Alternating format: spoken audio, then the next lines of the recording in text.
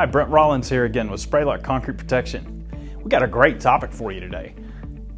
The slump test has been around for years, early 20th century, I believe, if I'm not mistaken. So, slump test, as you'll see on the screen here in just a second, is when you fill a cone 12 inches tall with a 4-inch opening on the top, 8-inch opening on the bottom. You fill it with concrete, you rot it in 3 equal layers. You make sure that you get the concrete in there the way the test designation tells you to do it.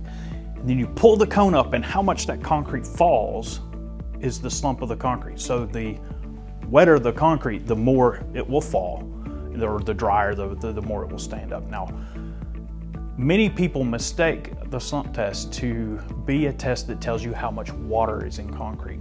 Now, certainly water can affect the slump of the concrete, but it's more a test of consistency of the concrete mix. And that consistency, what I mean by that is a couple of things. Number one, how well that concrete holds together. You could have a very low water mix with a lot of coarse aggregate that falls apart and gives you a really high reading.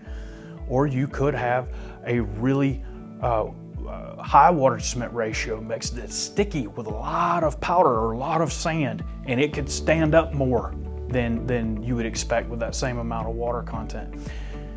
But slump can give you a truck to truck measure of how consistent those batches are coming from the concrete plant or plants to your project site. So that's, in my opinion, the most valuable information that slump gives us. Now, in recent years, with high-range water reducers and other admixtures coming onto the market, the slump test hasn't been as important as it was before we had those useful chemicals to use to make concrete. But now it's still useful. The slump test is still useful, but it's very important that we recognize that it's not necessarily an indicator of water content, but it can be a great indicator of how consistent your loads are coming from the plant. Thank you so much for joining us, and we'll see you next time.